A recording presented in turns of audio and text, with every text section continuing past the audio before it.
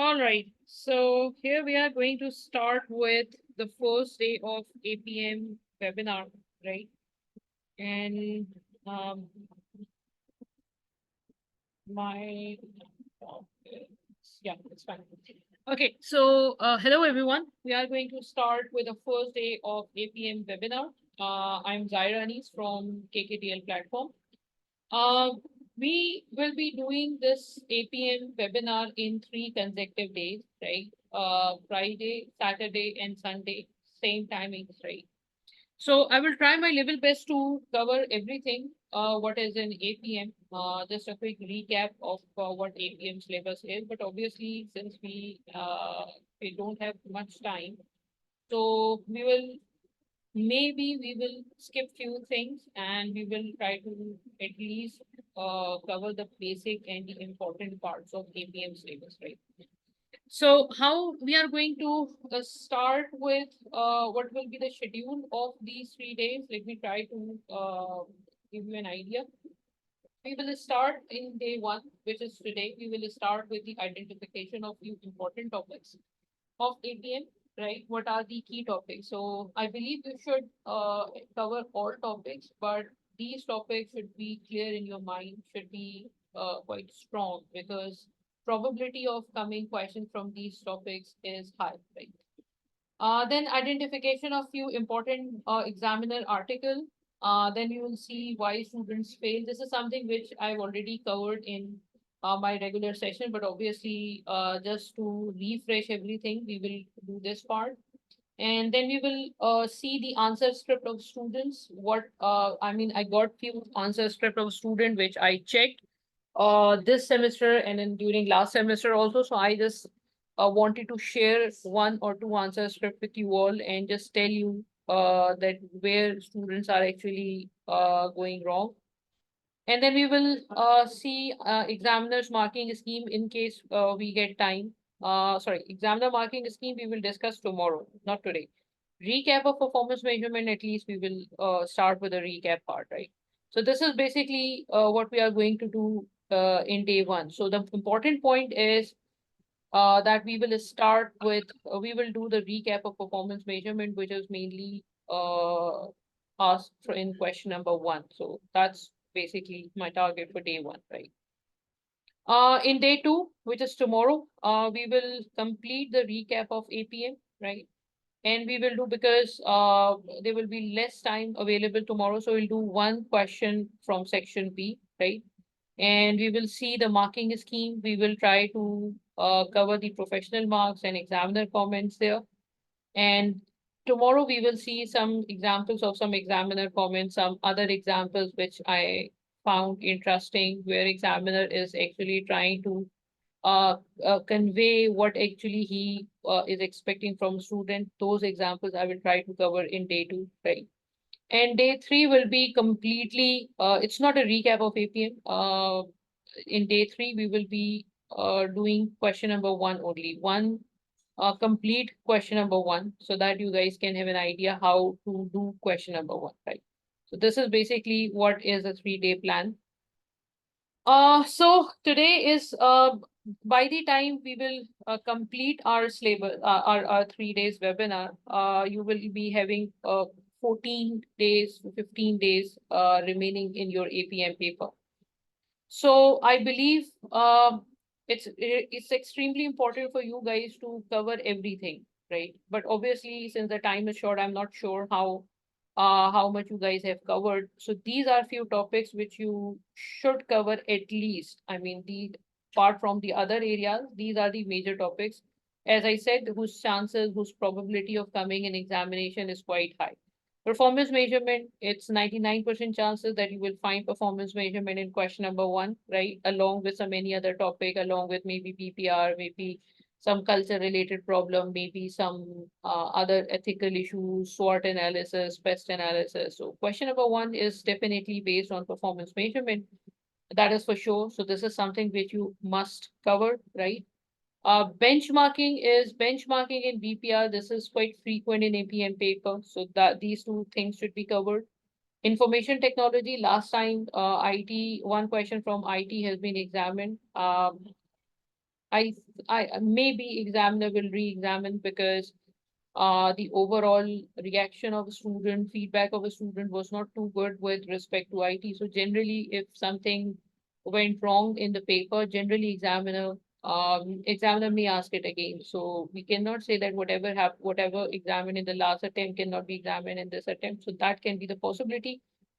Quality, sustainability, and some business models. Business models mean SWOT analysis, pest analysis, BCG BCG metrics, uh, Porter Five Forces model, all these models, business models, which are the part of APM paper, you should try to at least have a, a grip on that so that you can apply where relevant. So these are few things which I believe that you should cover. I mean, apart from the other things, these are something which you should cover, but try to cover at least, I mean, 80 to 90% of the syllabus you should cover.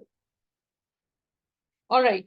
These are three articles which I believe are extremely important. The first one is sustainability and performance measurement. This is, I mean, this is something which is a buzzword these days, sustainability, ESG. So the thing is quite simple.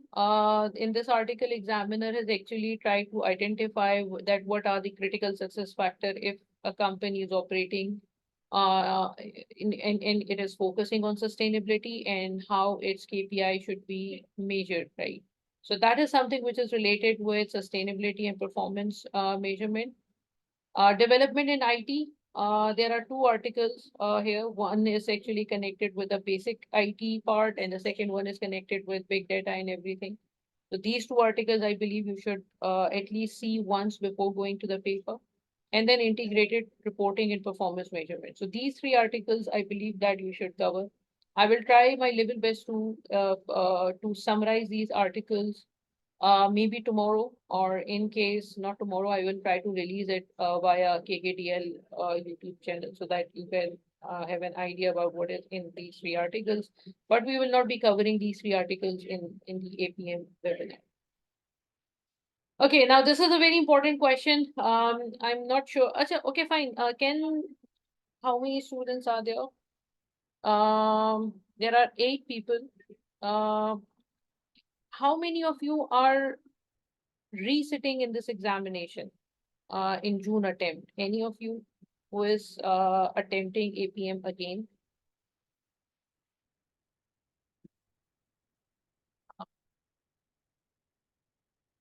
Okay, there's just one hand raised. Okay. So these are few issues which I believe are quite consistent with APM students because okay.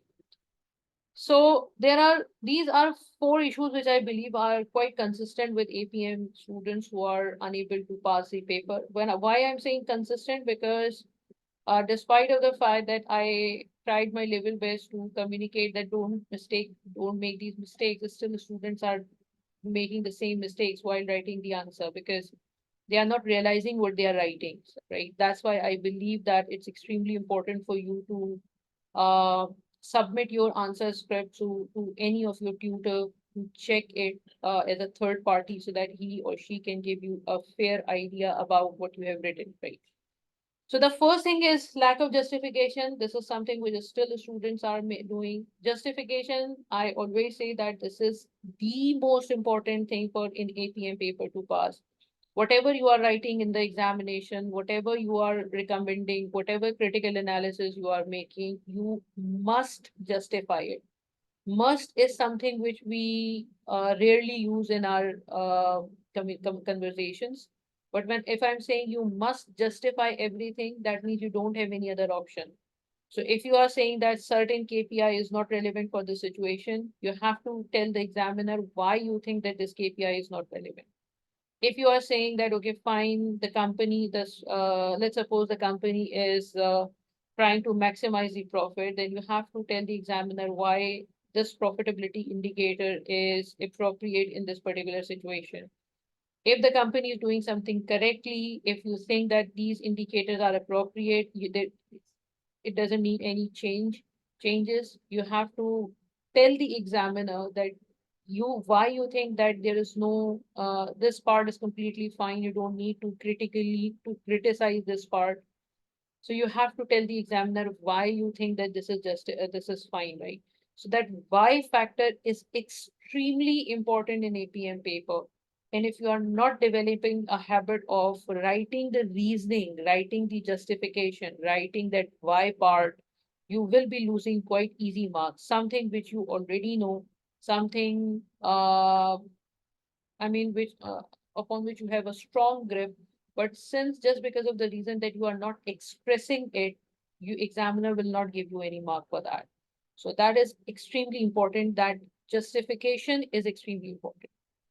Technical knowledge, if you see the examiner report, there are few questions which are quite, there are few questions which do not require some technical knowledge. I mean that benchmarking, we know what is benchmarking, we know what BPR is. You just need to comment on the scenario.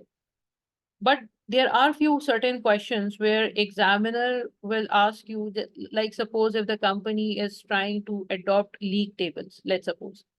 And if examiner asks you that how league table can help the organization, right? So no scenario is given in the question. Probably the issues of company must can be there, but basically you are not, examiner is not giving you any fair idea about the league table in the question. If you don't know what are the benefits of league table, you won't be able to connect it with the scenario. And that's basically where the technical knowledge is extremely important. You must know the advantages of something, benefits of something, or the problems in something in order to connect it with the scenario.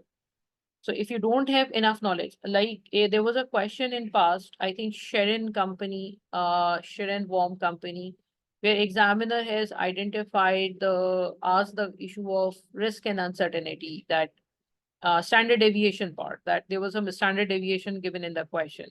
So if you don't have any idea what is the standard deviation, how you can connect it with the scenario? Obviously you cannot, right? So that's basically where the technical knowledge comes in. And that's why I believe that you should make either points from book, or you should study book, or you should read book.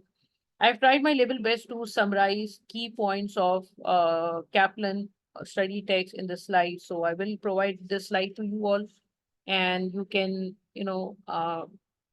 before going to the paper, just go through these slides so you can easily recall what are the key concepts of APM paper. Time management is extremely important. Time management, in this attempt, I generally interview with the students before taking the admission. So most of the students who were resitting in the examination paper were having actually this issue, failure to manage their time properly. Because if you are unable to manage time, that means you will be unable to complete the paper. And if your paper is incomplete, the probability of passing the paper will automatically get lower, right? So this is extremely important. And lack of practice, again, like practice is actually something which will speed up your way of writing the answer, your thinking process. This will help you in writing the answer. This will help you to think properly, like thinking process will get fast. So I believe you should write the answer. That is extremely important. You just not only read the answer, because reading is something else. Start writing the answer is something completely different. Start completing the answer within a specific time is extremely important, right? So these are four key areas which I believe are the issues with the students who are unable to pass their paper. I would like to hear if there is any comment till now, or those who are resitting, they can share their experience, or shall we move forward? Would you like to share your experience if someone is resitting?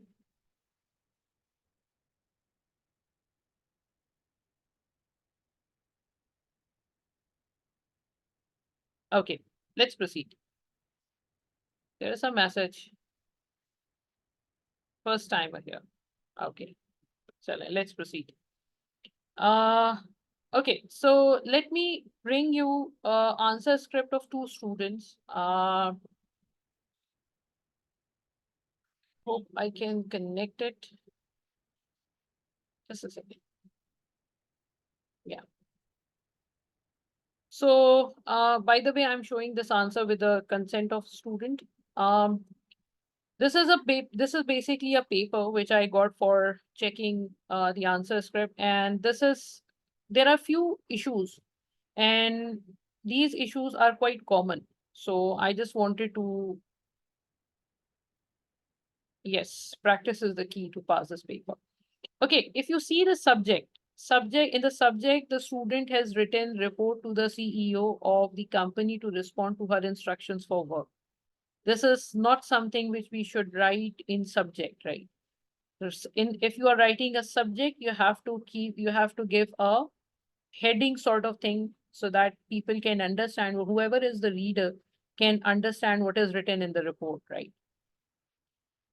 Then the student written hello, which is obviously should not be the case, but you should not write this things like this. Okay. Um, introduction. Introduction is something which I believe that you should write at the end of the paper, at the end of your answer script. If you when you finish the answer script, question number one, then you should write the introduction part, because by the time you already know what you have written in the question, so it will be easier for you to write the introduction part, right? The most important thing which I would like to share with you is this part. The first thing which the student has written is, it is good that report provides both financial details like EPS and non-financial details like average spend per customer purchase, right? So this statement is correct. There is nothing wrong with this statement.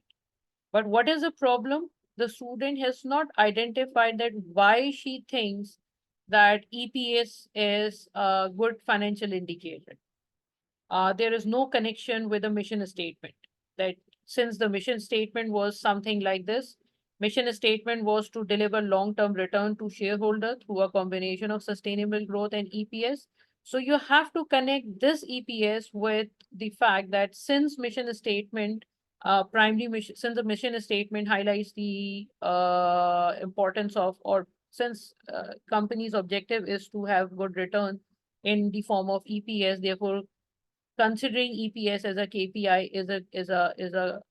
is acceptable for the company. Some nice decent sentence. So you have to connect it with the mission statement, right? And then there is another point. The student has written the information on EPS and dividend per share is helpful as it help in assessing the growth, right? So again, you have to connect it with the mission statement, that what is the objective of company. So these are few mistakes which the students do in their paper. So they don't realize that what they are doing. There is a deficiency in this question, in this answer script, that a student has neither connected with the mission statement nor justified the recommendation part, that why he or she has recommended such things, right? Similarly, there is another answer script, which I will discuss later. This is also something which I checked, and okay.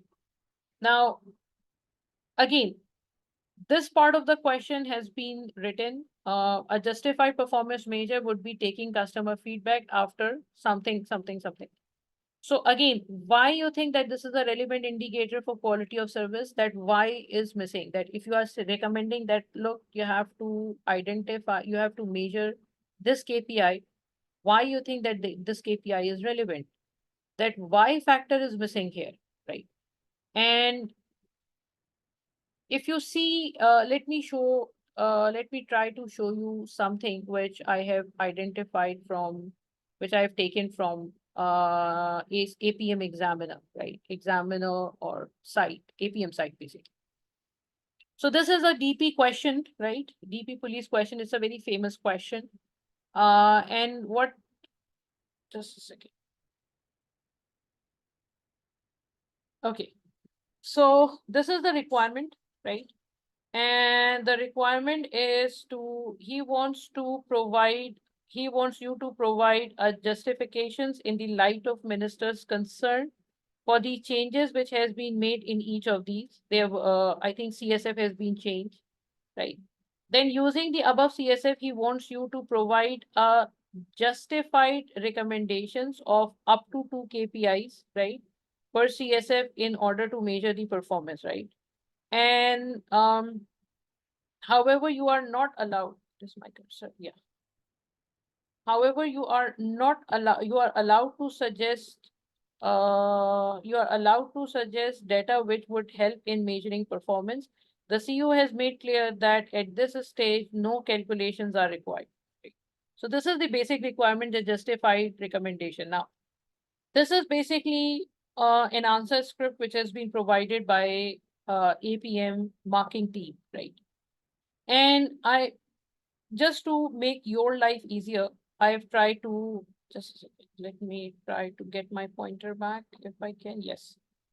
So I just try to highlight few points here that how students are getting their marks, right? So if you see this, if take 30 seconds to either to read or to focus on these highlighted points, which I've tried to highlight from yellow. Take 30 seconds and then we will discuss what are these.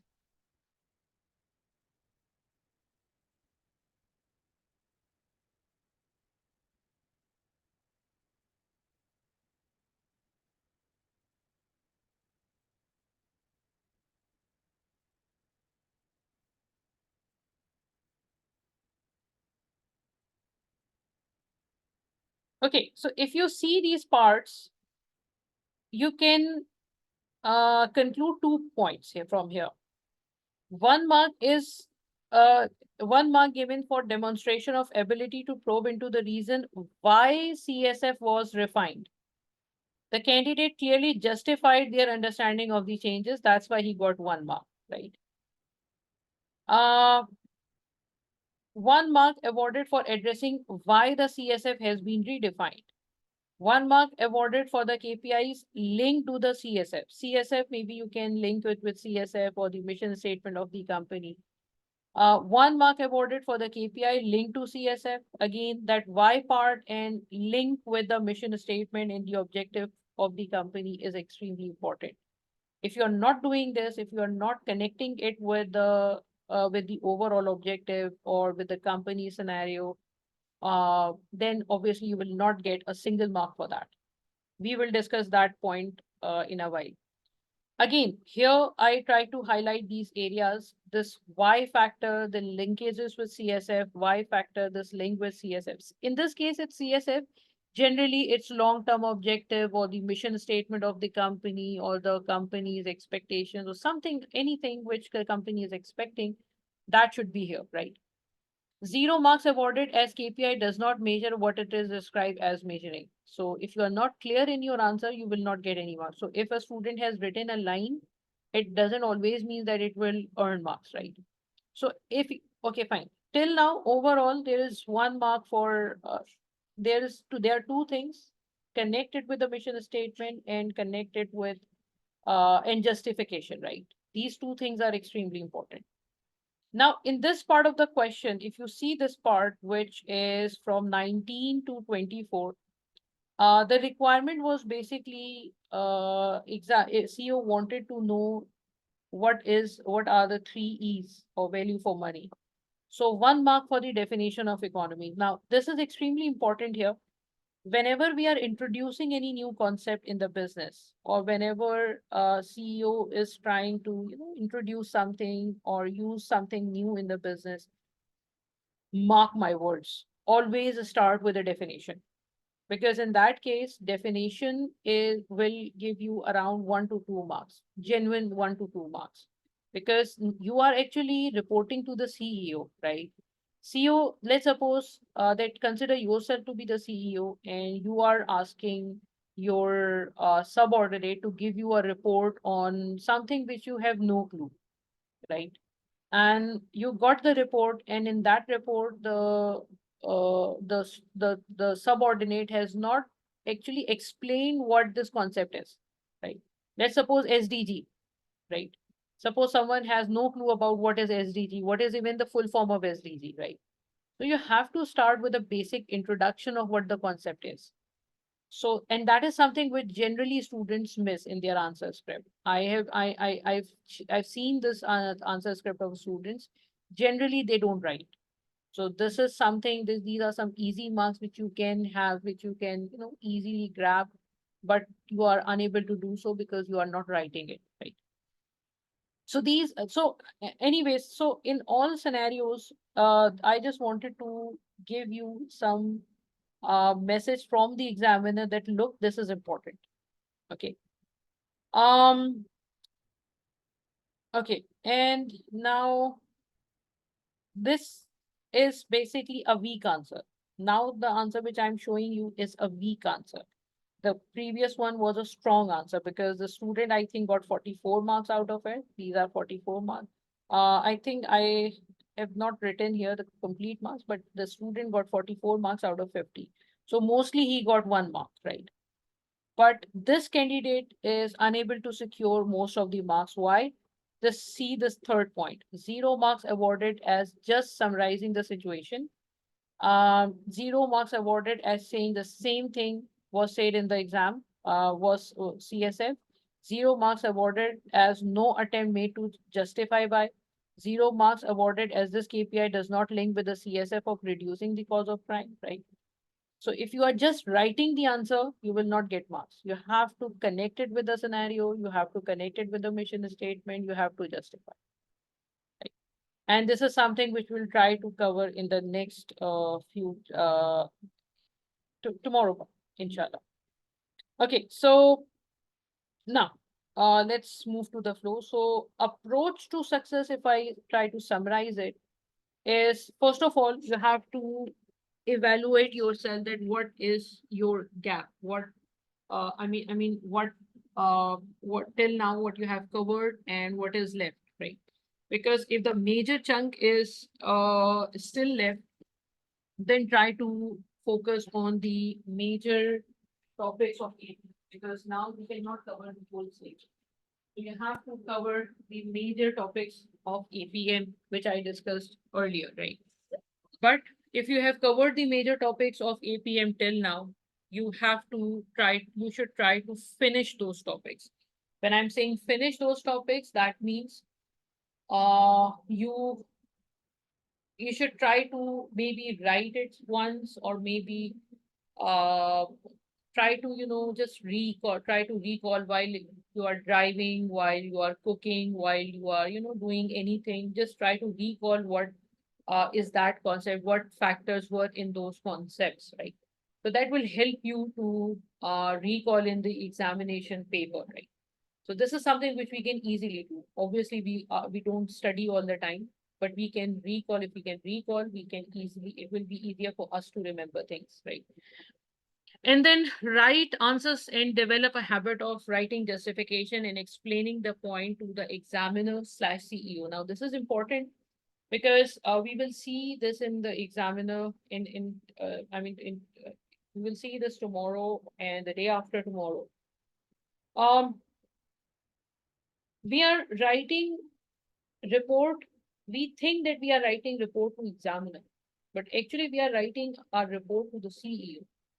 And CEO, whatever CEO has asked you to do, you have to complete all the requirements. You have to complete all requirements with proper justification, with complete proper sentences. What students are doing, they are just writing it that this will help the company to improve its performance. That's it. How this is going to help the company in improving its performance? This step will help the company to reduce costs and blah blah whatever the situation is, ultimately resulting in lower cost and increasing the profitability ratios. So the company objective will be achieved, company's return objective or whatever the objective is, it will be easier for company to achieve those objectives, right? So that complete statement is missing. Examiner is actually highlighting this issue that the students are not writing the complete sentences. They are just writing a very brief point and thinking that examiner knows everything, so he or she, I have just written the point. So writing the point is not enough. Explanation is also important because you are explaining it to the CEO, right? Make sure to connect your answer with the objective, mission, strategy, as we discussed just before the slide, that if you are not connecting it with a scenario, you are not connecting with the objective, you are not connecting with the expectations of the company, then you will not earn marks. Let me give you an example. Let's suppose that a company wanted to company wants to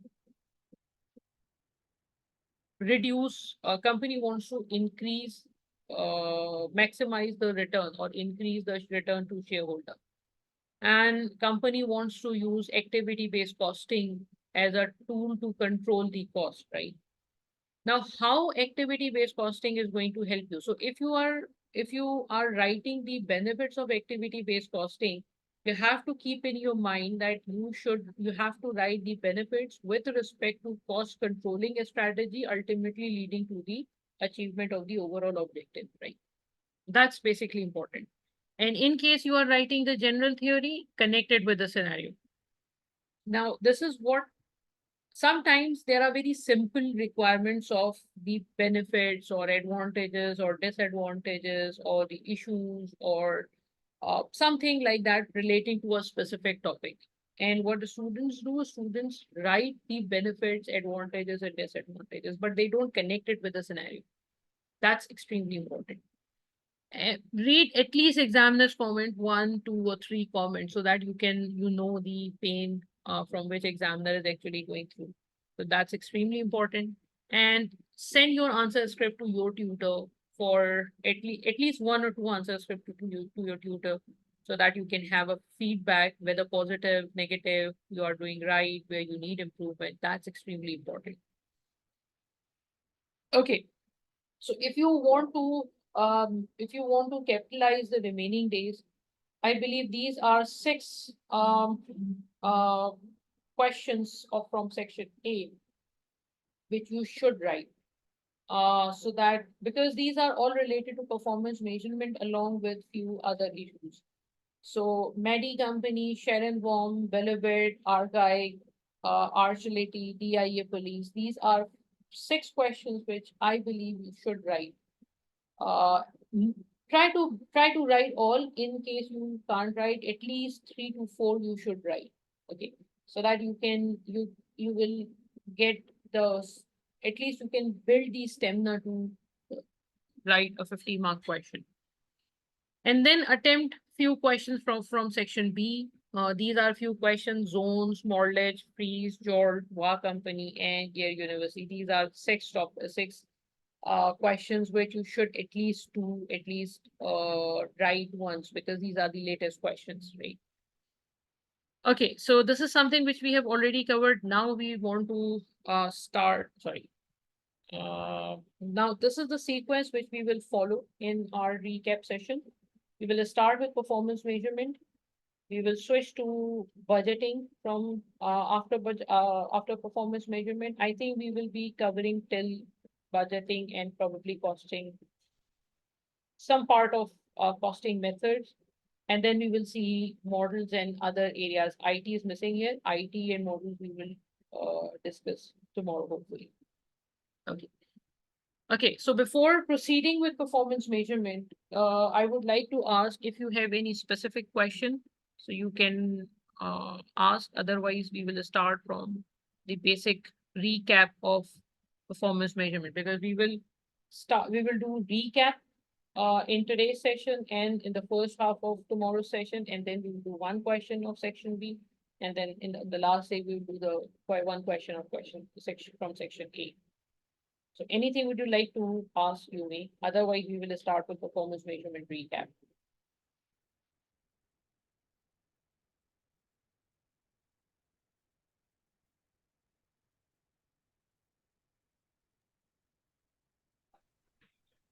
Hi. Okay.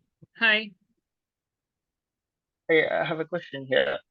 Sure. With regards to the with the marks that we discussed before, For a model, normally in the question, they don't ask us to define the definition of a model or any like a definition. Uh, does the if we don't give a definition, do we lose mark or we get additional mark?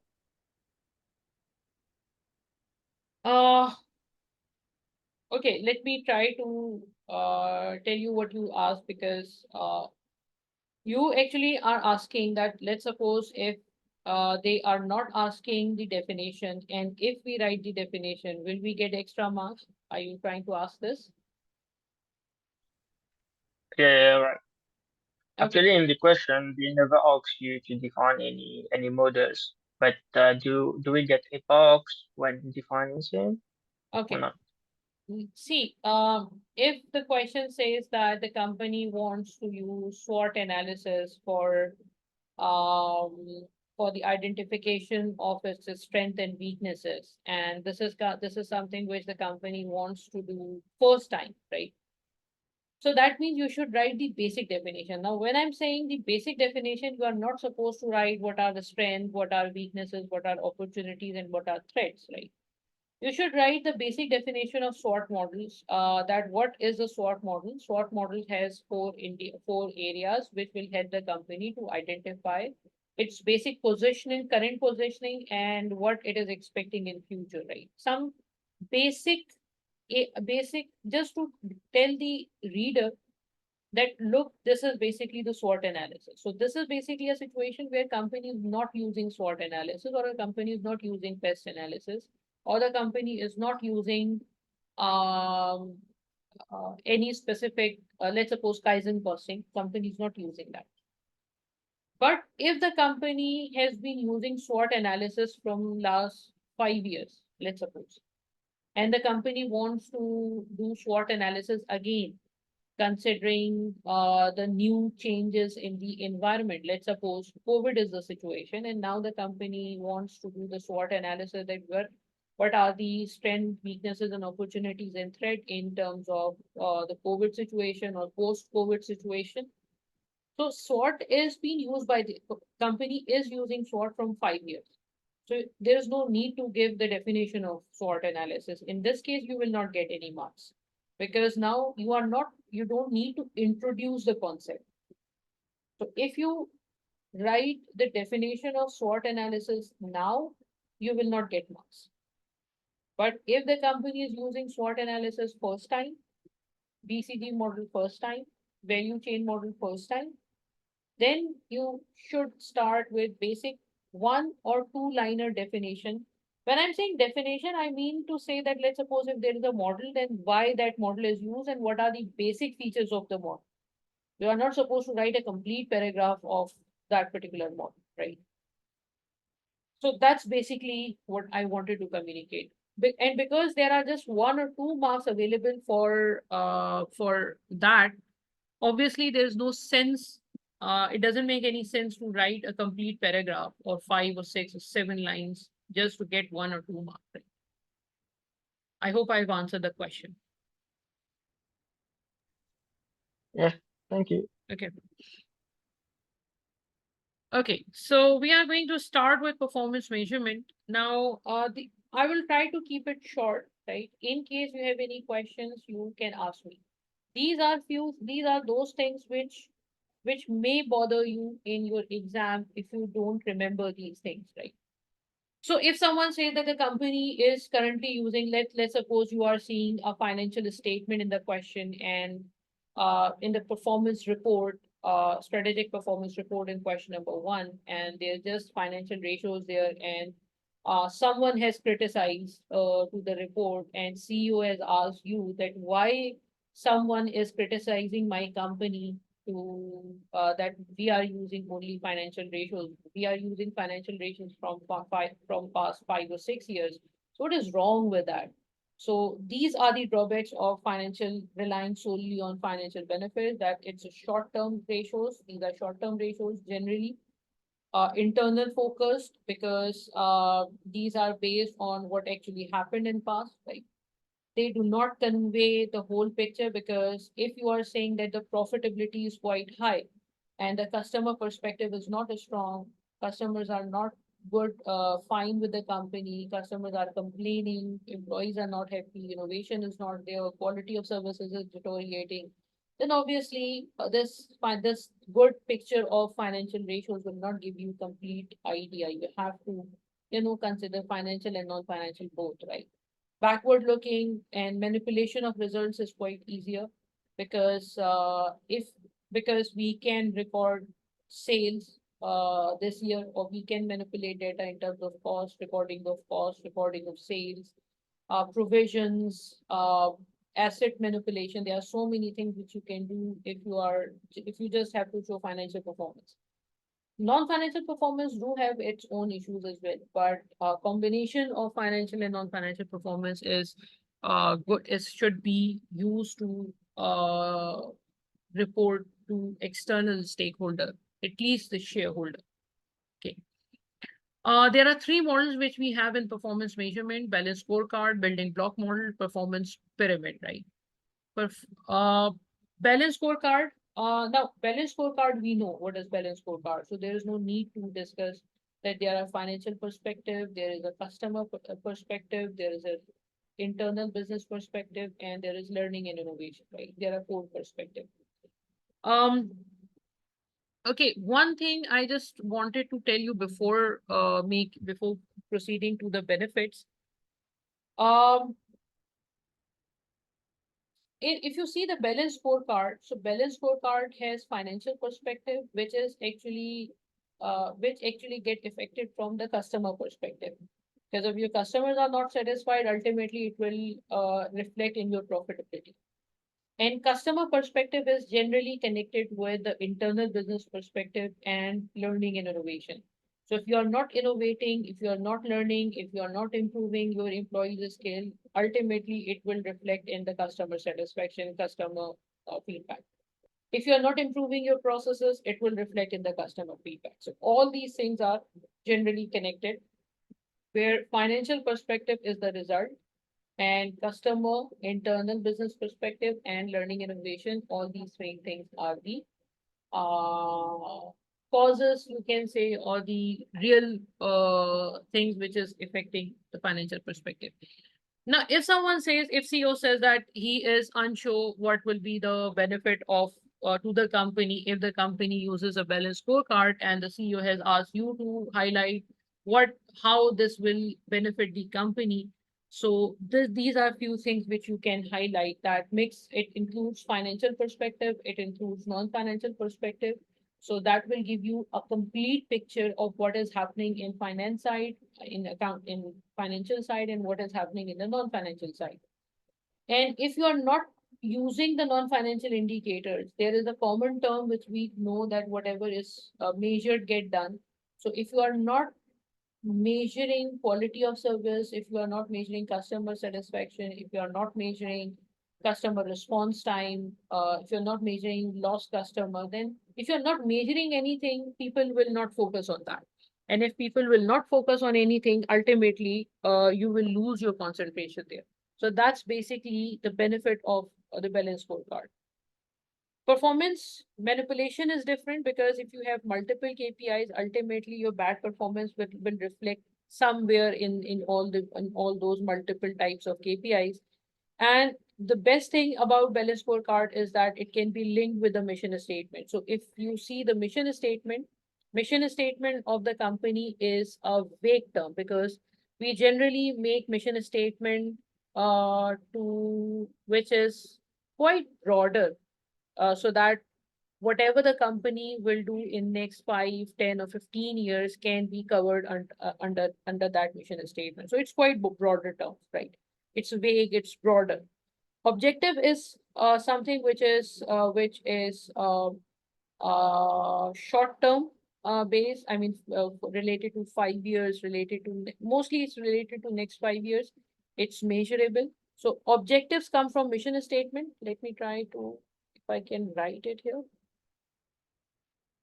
Okay, so mission actually drive the objectives, right?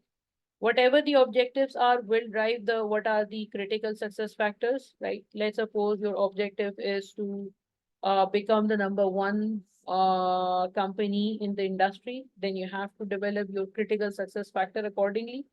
And in order to measure that critical success factor, the cursor, yeah.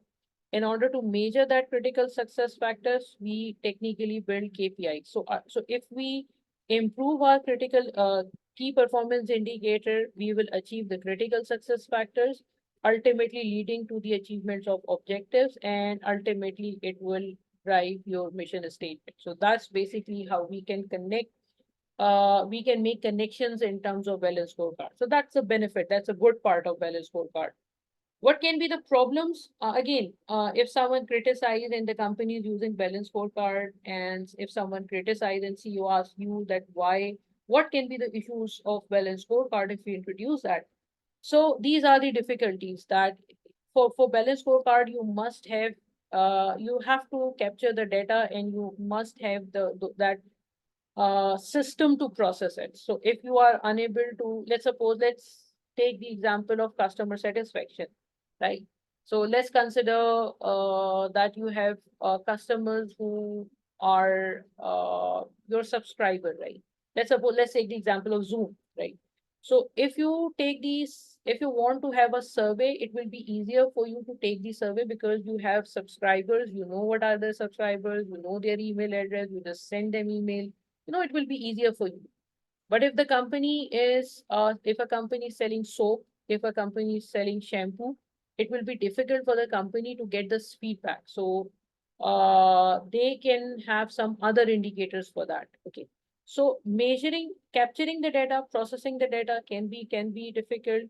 Information overload issue. This is something which is quite frequently examined in APM paper, that the company is using a balance scorecard and it is using a lot of different indicators. So excessive indicators can be the issue, right?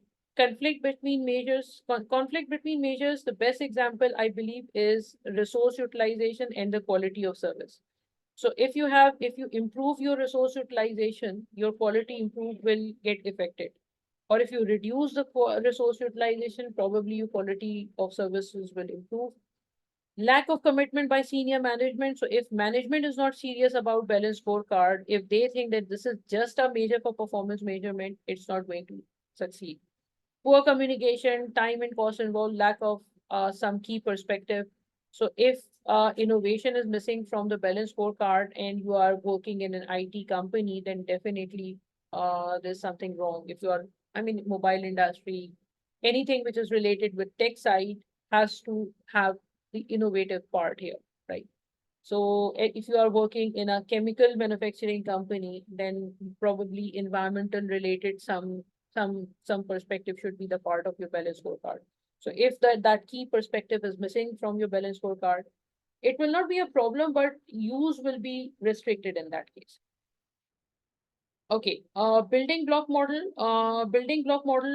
We have three areas: standards, rewards, and dimensions. Standard, balance scorecard, there was nothing wrong with a balance scorecard, but Fitzgerald and Moon came with an idea that you should have two further areas. The first one is the standard. Here's my cursor. Yeah, first one is a standard, and the second one is reward. You have to have these two things in your performance measurement system, right? Standard, whenever you get a question which asks you to evaluate something, some reward related scheme, some target or standard related scheme, this is an ideal way to start. That whatever your targets are, your targets should be employee should have the ownership of that target. Let's suppose the sales target is there, you should ask employees whether they are comfortable with that target, whether they can achieve the target. Achievable targets are important, and fairness of the standard is important, that whatever the standards are, that should be fair with respect to that region. Let's suppose if you are in a less populated region, sales target should be low. If you are in the populated area, your target should be higher. Reward comes with three areas. Reward should motivate the employees. Reward should incentivize the employees. Reward should motivate the employees, reward should be based on controllable factors, and reward should be, just a second, motivate the employees. This should be based on controllable factors, and this reward should be clear to user. Clear in the sense that if you are asking your production manager to, if that is, let's suppose if he make if he make 1 million units in a particular time period, that means he will hit the target and he will get the bonus. But you forgot to tell him that you have to make the good 1 million units, right? If he make 1 million units and 2% units were below the quality and he misses the target, that means the complete information was not given to the employee. So these are two things which should comes to your mind whenever you are supposed to evaluate some standard, evaluate some reward scheme. These two things should come into your mind, because these two areas are good, will provide you a good base to evaluate standards and reward systems, right? Dimensions are approximately same. What we have seen in the balance scorecard: competitiveness, financial performance, quality of service, flexibility, resource utilization, and innovation. So competitiveness is related to customer base, financial performance we know, quality of service we know what is quality of service and how we can measure it. Flexibility is basically how efficiently you are coping up with the requirement of the customer. Resource utilization and innovation. Performance pyramid, this is again a similar strategy, but this actually means we are trying to translate, we are trying to connect it, right? So corporate vision is, just a second, where is my cursor? Yeah. Okay, corporate vision is connected with market and financial side, right? Market is connected with whatever you are doing in terms of in market. It is connected with customer satisfaction, and it is connected with external flexibility. Financial side is connected with the productivity. The more you produce, the more your output will be, the more profit you can have probably. And financial side is also connected with the internal flexibility. And customer satisfaction is connected with the quality of service, with the delivery, with the speed of delivery. And productivity is connected with the cycle time and the wastage. So this part of the performance pyramid is actually related to the external effectiveness, how effective you are. And this part of the performance pyramid is actually related to the internal efficiency of the organization. So there was a question which examiner has asked in past: zone company. That is a good question to practice this. It's past paper, right?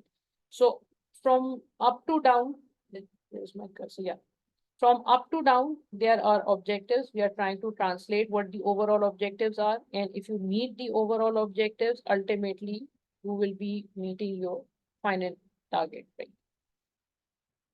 Performance prism, till now, is there any question? Is there any point you'd like to discuss? Okay.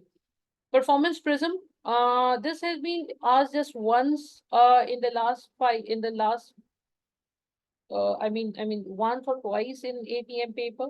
So let's just quickly go through it, that what is a performance prism. There are 5 things which are involved in the performance prism. The first one is a stakeholder satisfaction.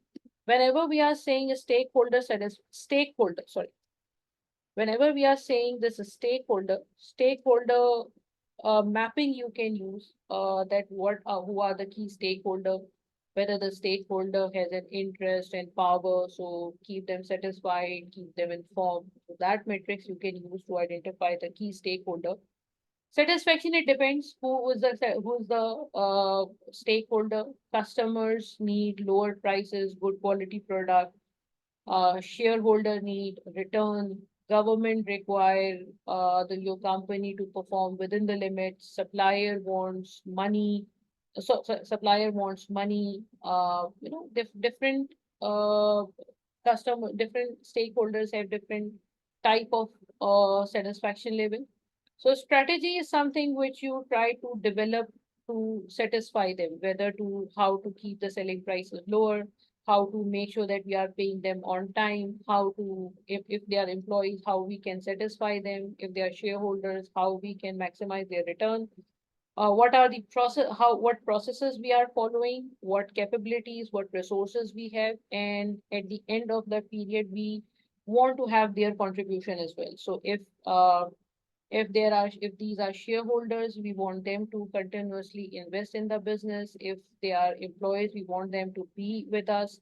If they are suppliers, we want them to supply goods to us at lower prices. If these are customers, we want them to be loyal. So whoever the stakeholder is, we want to have their contributions, right? So this is something which we need to do. There's my cursor. Yeah. So these are three things which are important, right? With the middle one, what are the strategies do we have to keep them satisfied? What are the processes we have? How we are trying to develop the process? Let's suppose we want to have a strategy to, to reduce the price and to have a good quality product. What processes we are trying to develop to keep selling price lower with the good quality product, and do we have those capabilities with us? Do we have expert employees? Do we have those machineries which can produce products at a lower time, at lower cost, without wastage? And then there's stakeholder contribution. So if you see the customer, these are five facets are applied here. That what customers want, what the strategy we can have, what processes we can have. We need to identify the gaps between capabilities, and then ultimately we will try to have their contribution with us, right? So that's extremely important. Okay.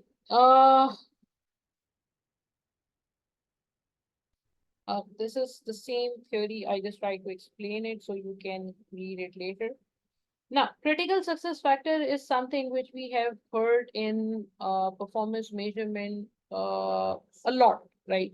There was a question in past which examined, I think it was film company, something which there was a question which identified these areas. And I think that you may find this type of requirement somewhere in 5 to 8 marks, right?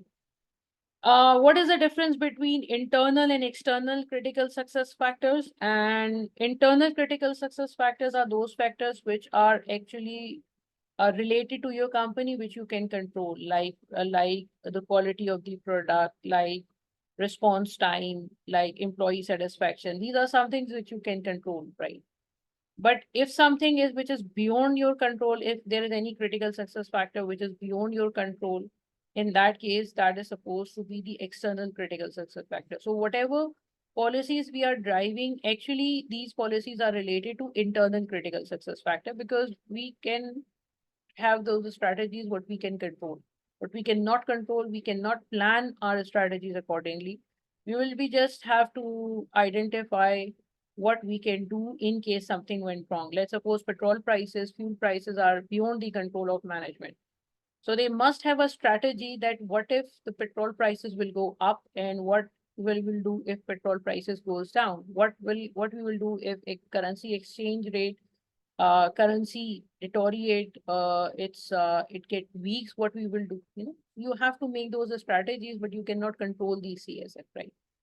Monitoring CSF and building CSF. Monitoring CSF is something which we are monitoring, like the current situation, used to continuously scrutinize the current situation, that where we are, and we continuously want to monitor, like the quality standards, like the employee motivation, like something like that, which we already have, and we want to maintain it to a certain level, carbon dioxide emission, something like that.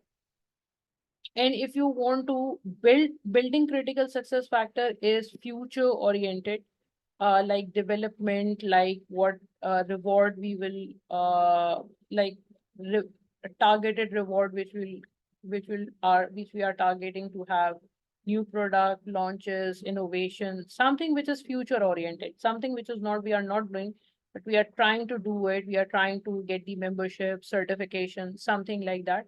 So that will be termed as building critical success factor.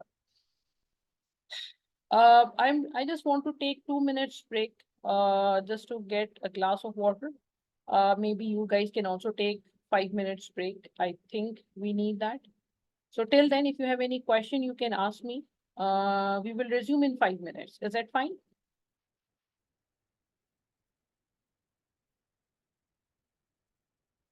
I hope. So, okay, yeah, okay. So let's have a 5 minutes break and then we will continue from not-for-profit making organization.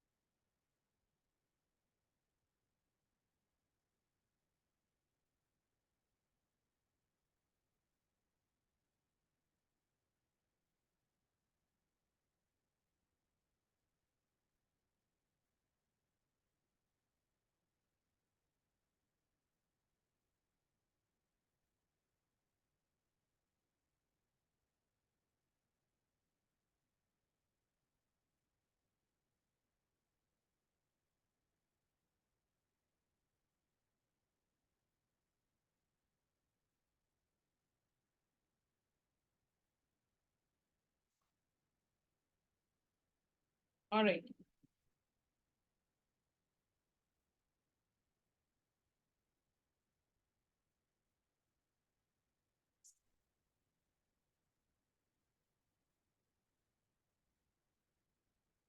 Okay.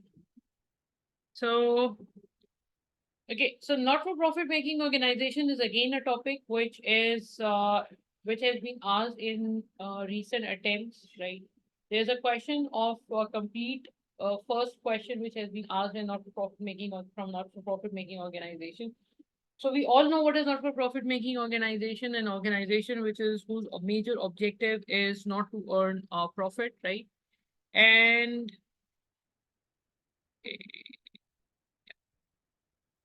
okay. So if someone asks you that what can be the issues, what are the typical issues of not-for-profit making organization? So there are mainly four major issues which are actually related to these organizations.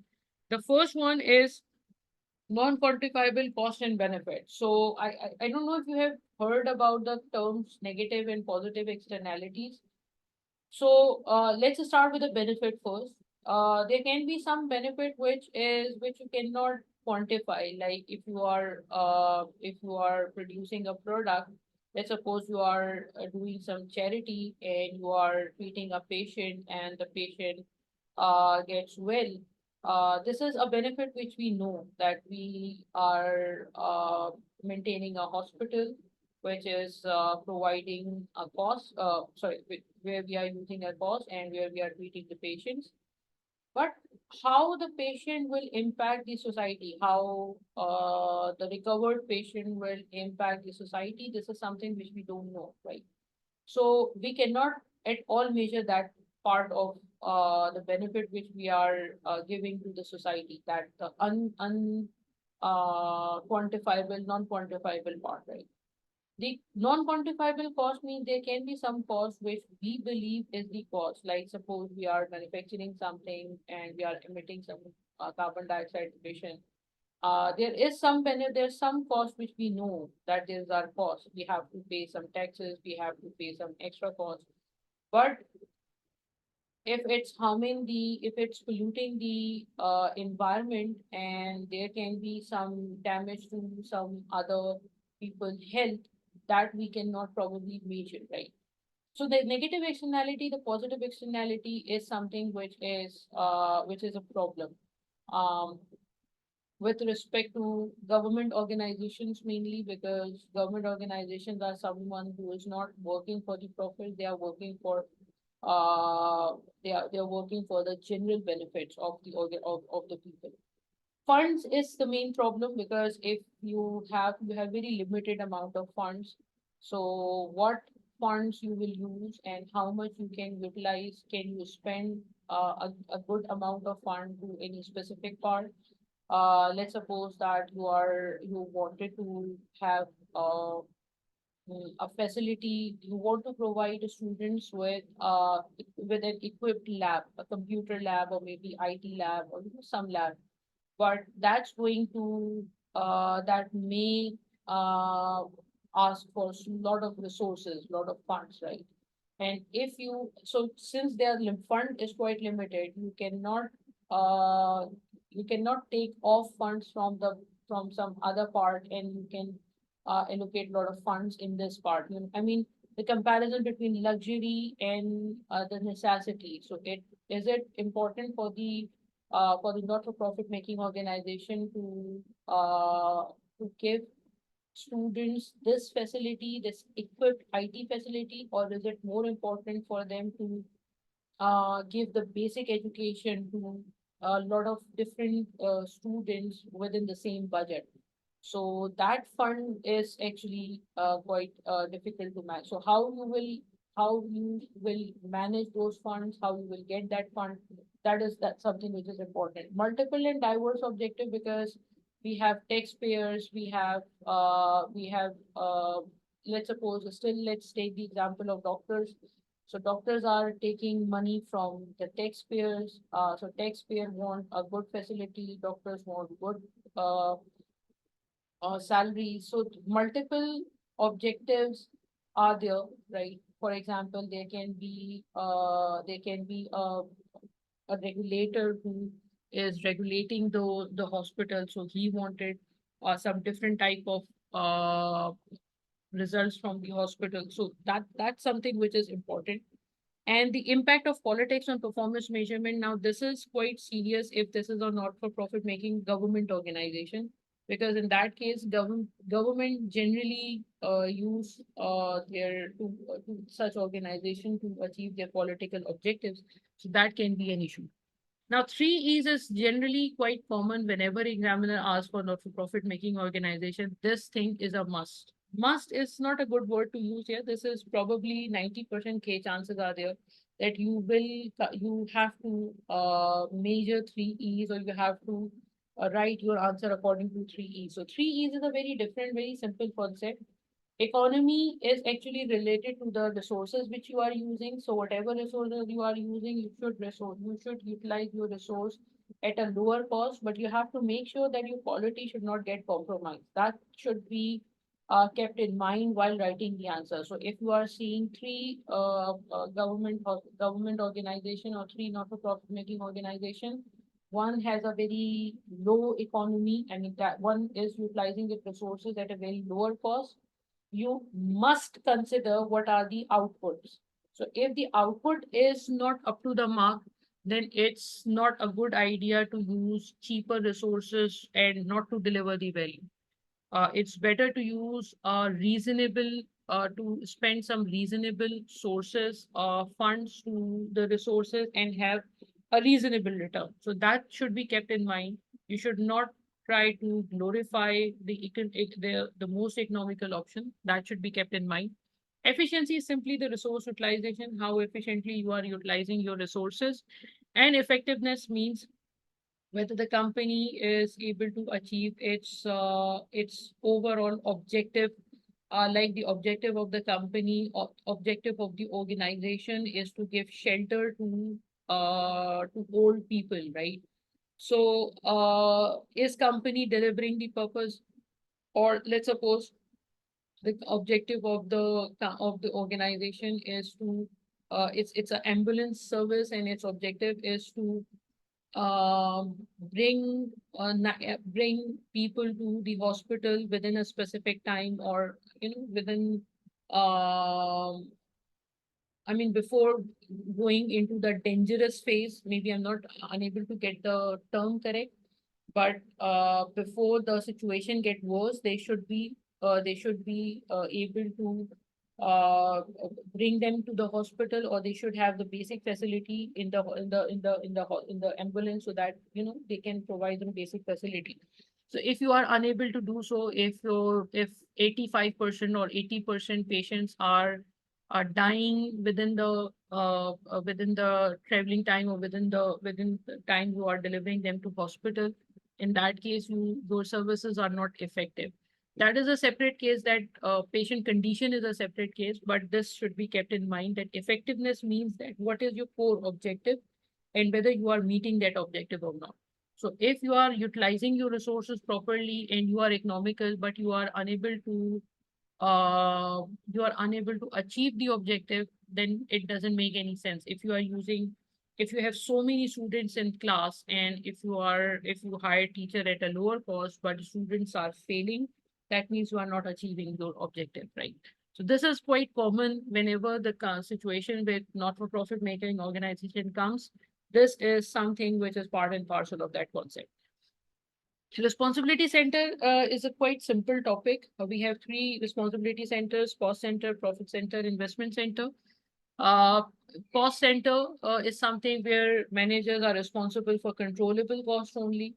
Profit center is a part of division, or maybe a product or division or service or anything which is generating profit, and managers are responsible for controllable profits, controllable cost, and controllable revenue. So if you have given 100% autonomy, this part can be examined in paper.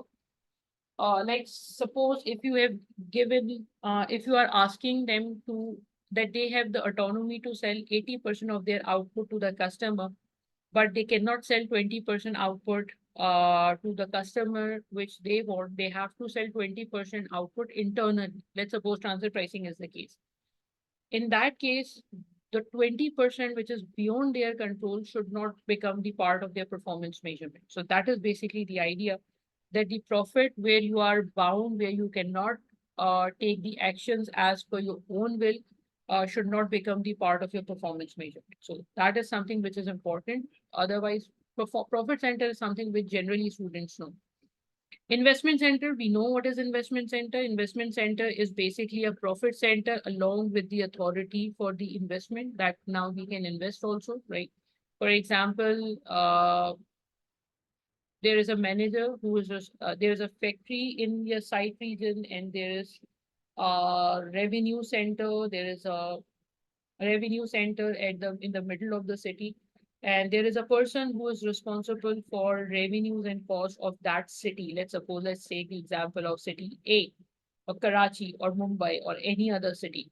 So there is a person who is responsible for all the profits which are generated from that city.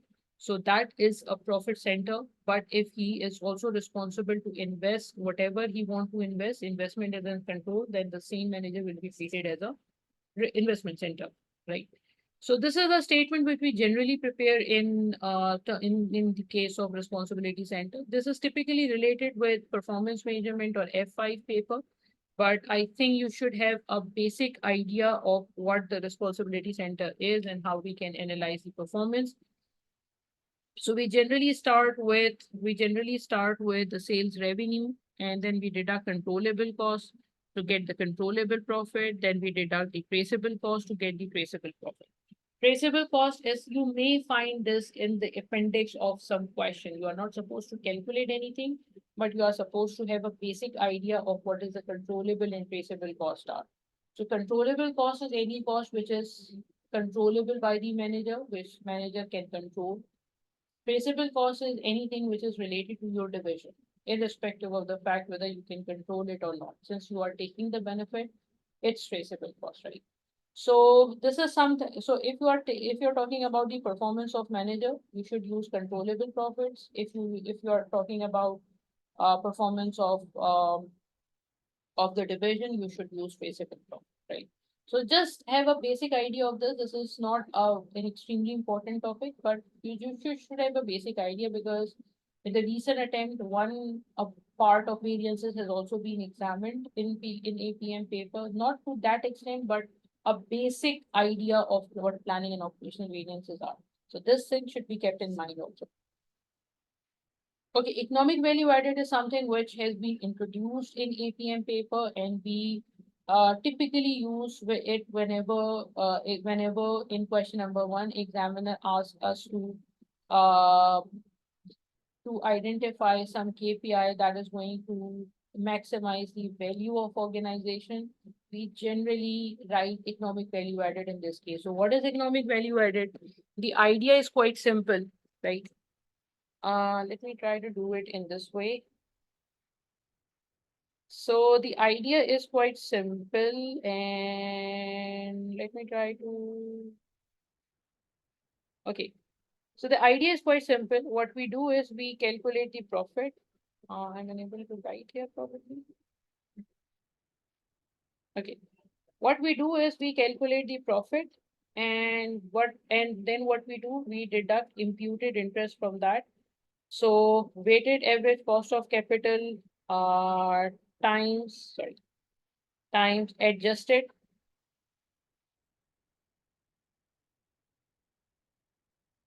capital in order to get the economic value added. So there are two things which are important here. The first thing is that we are considering the risk side of the asset. So if we are operating in a risky environment, weighted average cost of capital is going to reflect that, right? And then there are few adjustments which we generally make whenever we are calculating economic value added. This is just a quick recap of that. So what we do is we add accounting depreciation and we deduct economic depreciation. Why we add accounting depreciation? Because we believe that accounting depreciation is just an estimate of the accountant. So it's a better idea to deduct the real decline in the realizable value. So the real decline in realizable value is something which we call the economic depreciation. So accounting depreciation we add, and instead of that, we deduct the economic depreciation. That's why I kept both accounting and economic depreciation in red color. So this multicolor thing is because of some reason, right? If we have operating lease, if we have any machine which we have hired on a rental basis, then that means what? That means we are having its benefit, but we are not including it in our cost, right? Right. So what we do is we say no. If you are using any machinery which is on rent, which is on operating lease, you have to capitalize it. And for the capitalization purpose, we add its rental. And in case that machinery require depreciation, we deduct economic depreciation from the P&L. So rentals are added back and economic depreciation of the asset are deducted from it because that is supposed to be our asset, right? Any advertisement expenditure which has a long-term impact, for example, if you are launching a product and you are making 2 million advertisement expenditure on the launch of the product, and you believe that its benefit will come till 2 years, then you have to capitalize that advertisement expenditure and amortize in 2 years, right? So if, let's suppose if you have, where is my cursor? Yeah. So if you have charged 1 million of advertisement expenditure from the P&L whose benefit is going to last for more than 1 year, you have to add it back, right? Like you are doing the capitalization. And if the project is live, then you have to deduct its amortization as well.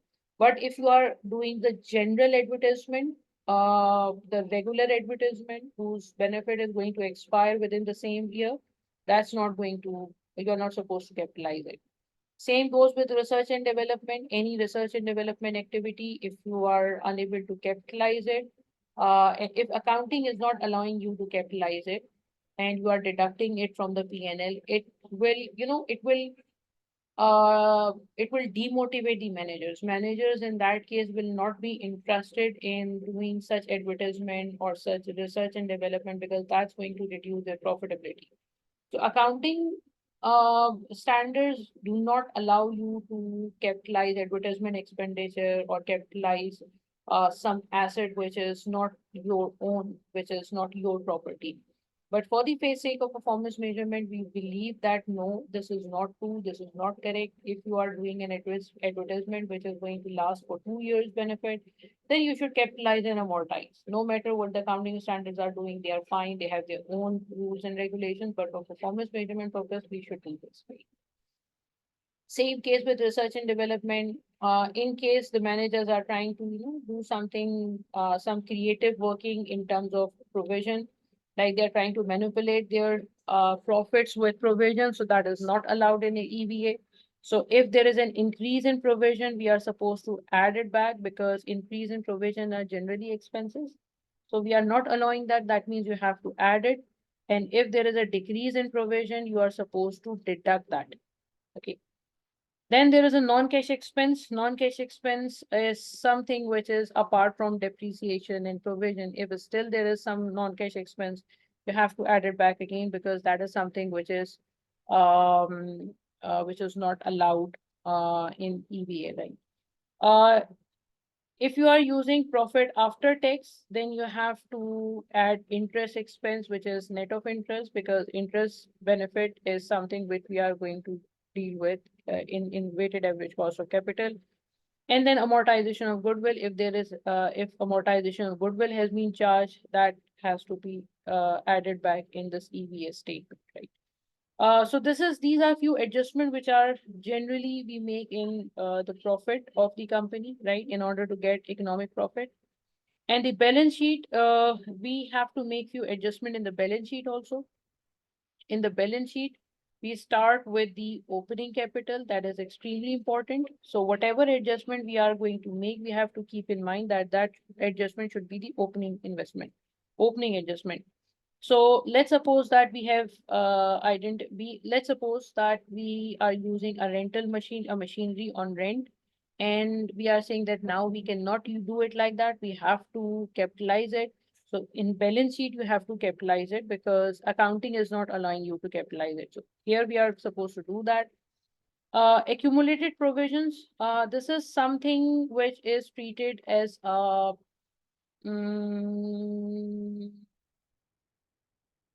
there's a term, accounting term. I'm missing that term. Prior period adjustment. So this is done under prior period adjustment part.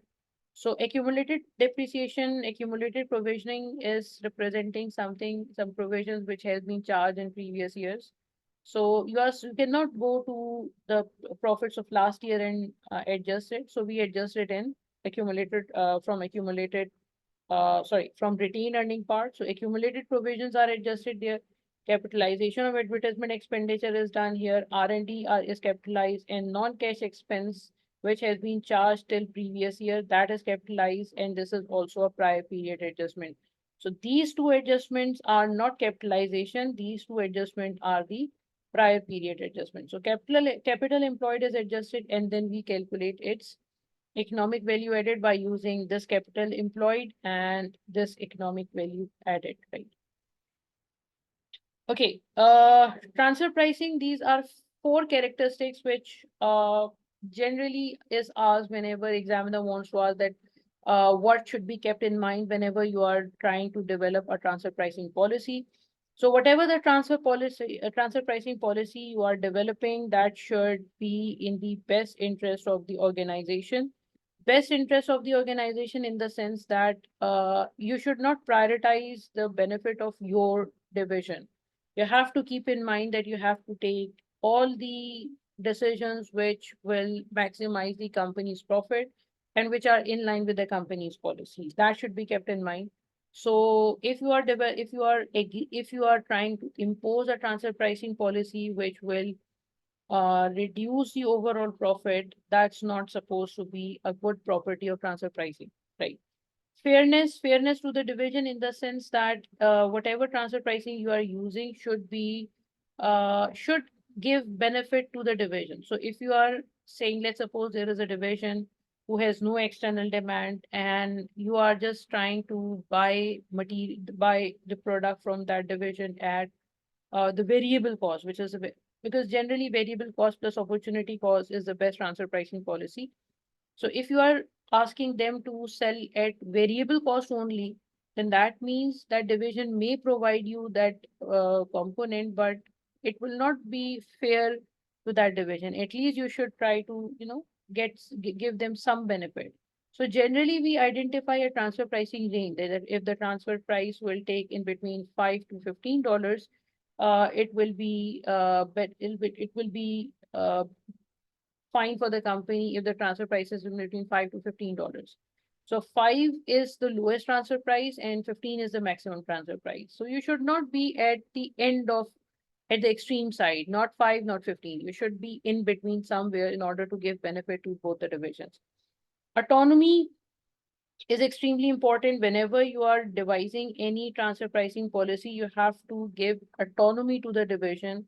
That division should have the power to decide to which division, to which organization or division, internally, externally, they wanted to sell their product. Because if that is the case, only then your profitability of the whole company can be maximized. If autonomy is not there, you cannot maximize the profit of the organization. And you have to make sure that you have to minimize the global tax liability. Now, this is a very important concept. Let's suppose that there are multiple divisions, there are different divisions who are in different regions of the world. And we are saying that, look, let's take the example of Pakistan or maybe Bangladesh or maybe India or maybe any other country. So we are saying that, look, this is a country. Let's take the example of Pakistan. For example, you are saying that in Pakistan, we have lower taxes, right? Corporate tax is lower in Pakistan. So if there is a multinational company, that company must want to park their profit. Sorry, that company will want to park the profit in Pakistan because tax rates are quite low here, right? So if you are diverting your profits to Pakistan from any other region, you have to you have to convince, or you have to, give a clear message to the divisional manager of India, of Bangladesh, of China, of any other country, that look, we are parking our profit to Pakistan just because of the reason that we want to minimize the global tax liability. And in that case, his profits or his performance KPIs or his target should be relaxed, because we are trying to minimize the global tax liability.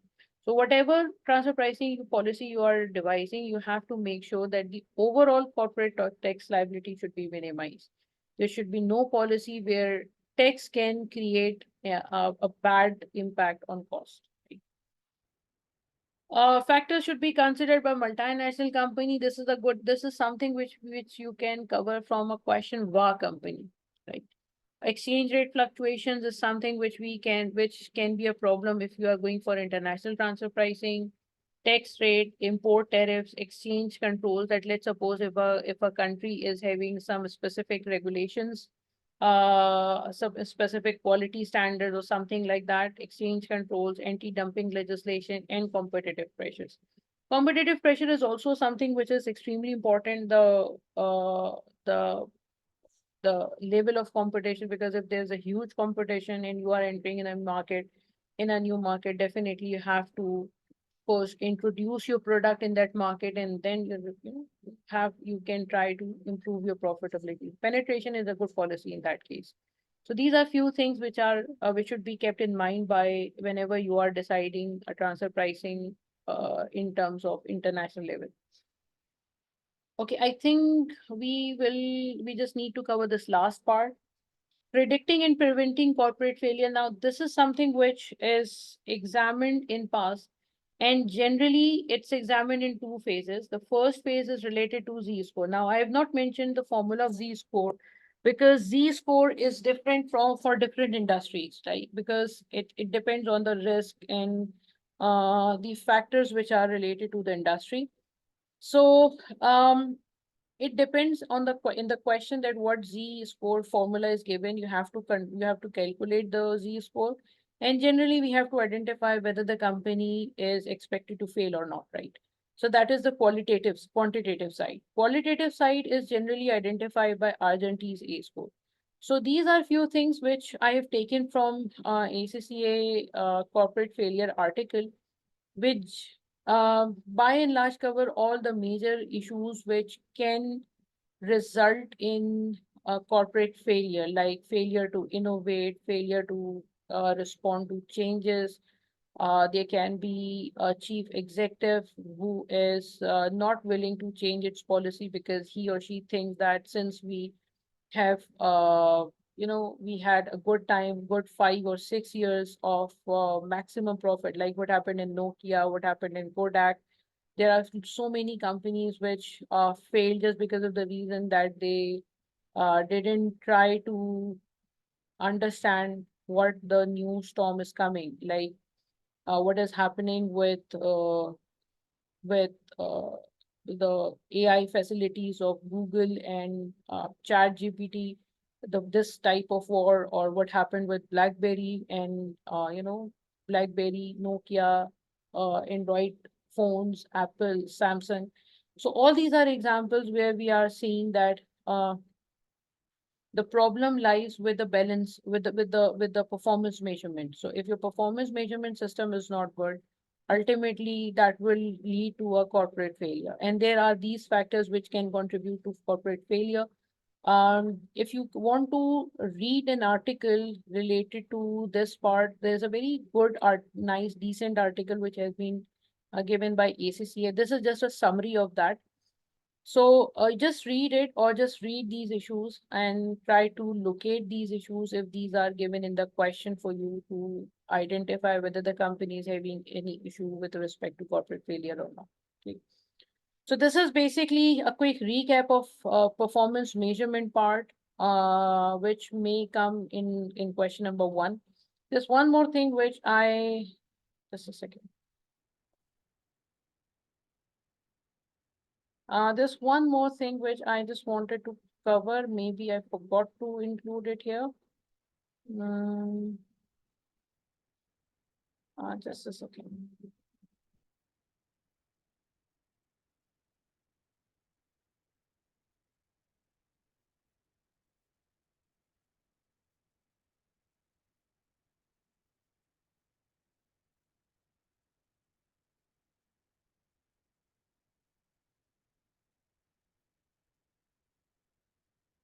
Okay, we can cover it later, but just allow me 2 minutes.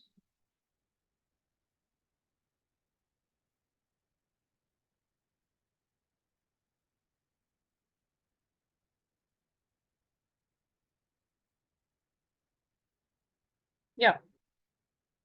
So whenever this is something which is actually related to question number 1, and this should also be considered whenever you are writing question number 1. With respect to the performance measurement report, which is generally given in question number 1, and students are required to evaluate the performance measurement report. Just try to keep in mind that these are three, I just summarized in 4 presentation points, that you have to make sure that these things are there in the strategic report which you are trying to highlight. This is something which we'll try to do it in our tomorrow's session. The first thing is that obviously audience is the audience of the report, mostly the CEO.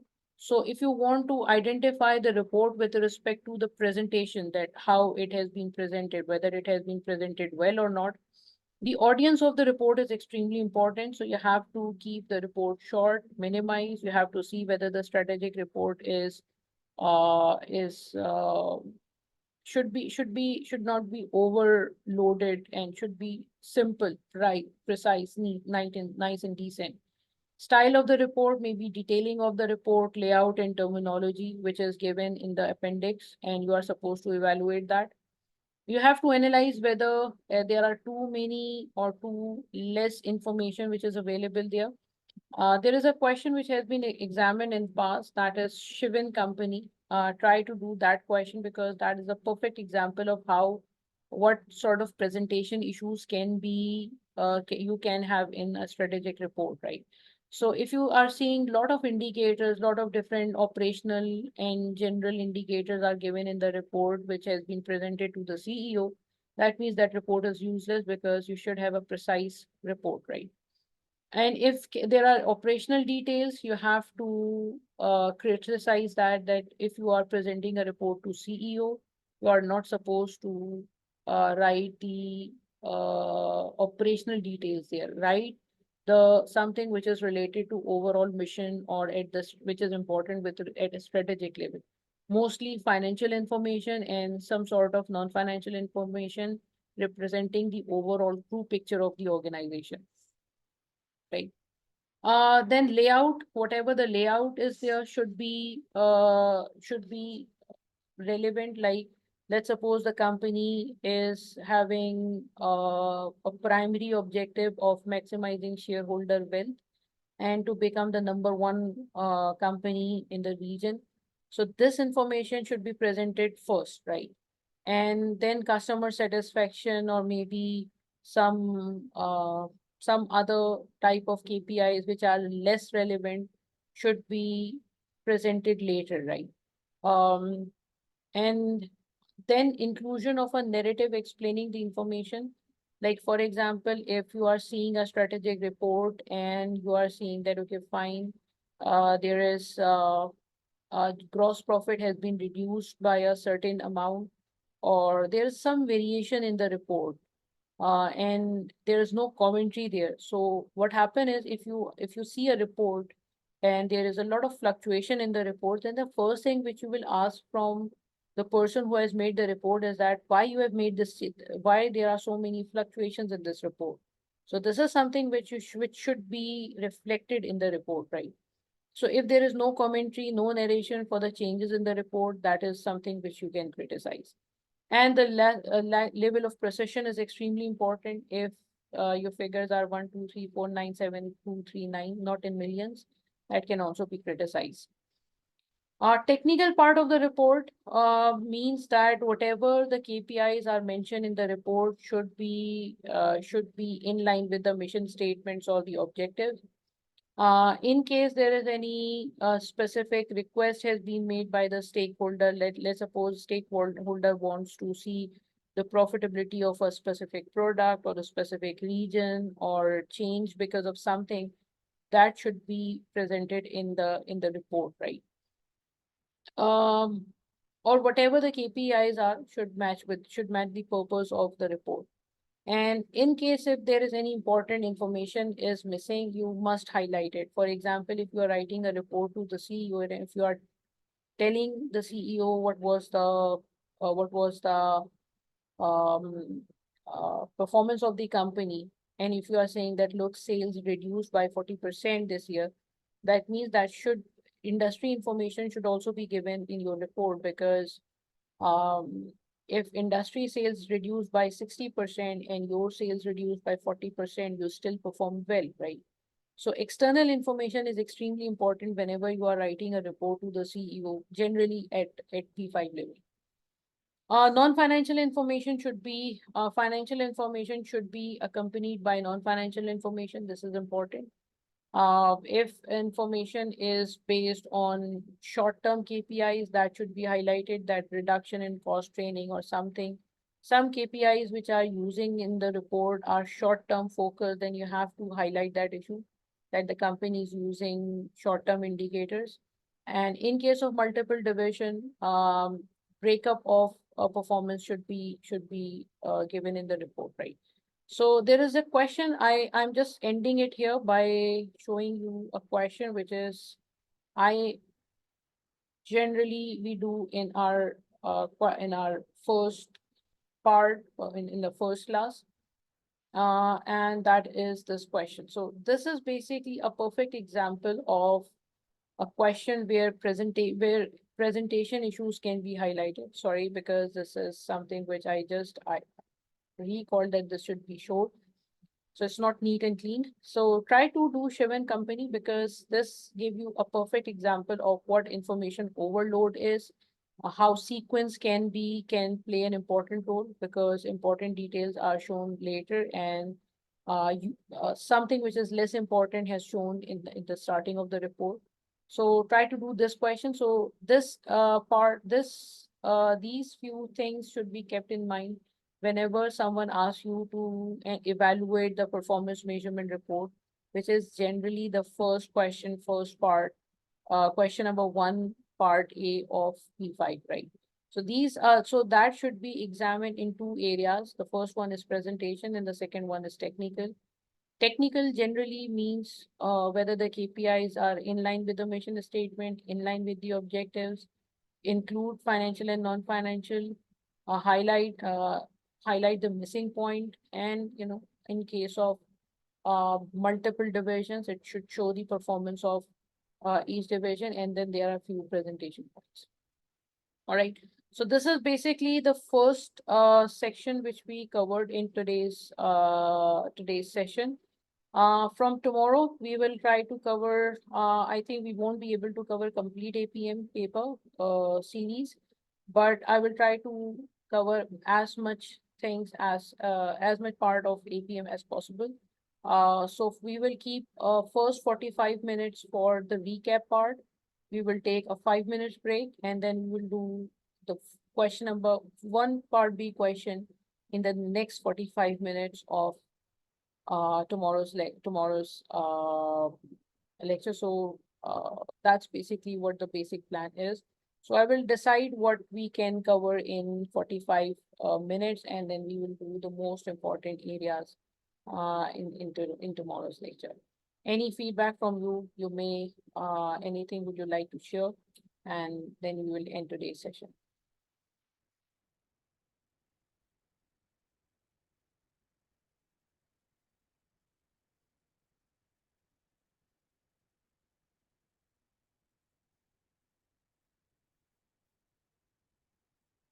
Okay, so hopefully we will continue from tomorrow, and we will do one question. Can we have tomorrow's session a little early? 10:30 is actually a time which I 10 p.m. is actually a time which I've already communicated. I know it's too late to some reason, but uh, I think it will be very difficult to do that because this time has already been communicated to a lot of different groups.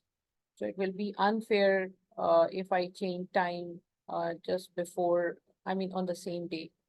So I think it will be very extremely difficult to do it a bit early. Okay. So thank you everyone for taking out your time and to join the session. We will hopefully do 2 sessions and we'll try to cover as much as we can, as much as we can. And from where you can get the presentation, um, I will ask Sir Kashif from KKDL. I mean, I will try to ask IT team if they can share a link uh, in the video. I mean, if it's possible, I'm not a technical person. I maybe I'm missing something, but there is some IT thing where you can, click some button and you can get the presentation. So I just wanted to have, let me check if we can do that or not. Which WhatsApp group you're talking about? I'm not sure because there are so many groups we forwarded this request. So if you can just bump me a message there so I can upload my presentation, or can let me ask the IT team if they can upload this presentation to somewhere in the group, because this will give you a holistic view of the whole APM paper. This is a summary of whole APM paper. So if we still cannot cover any part, you can cover it later.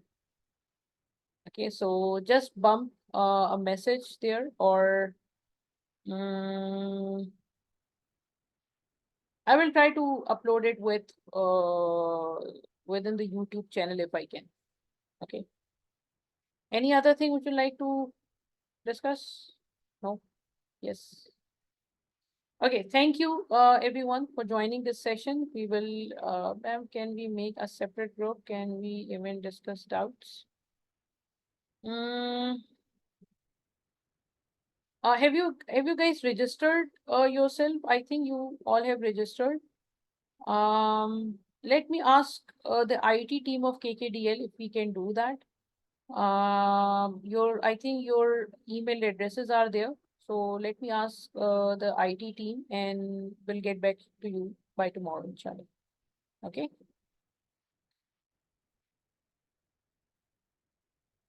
Thank you, everyone. Take care. Bye-bye. We'll see you tomorrow.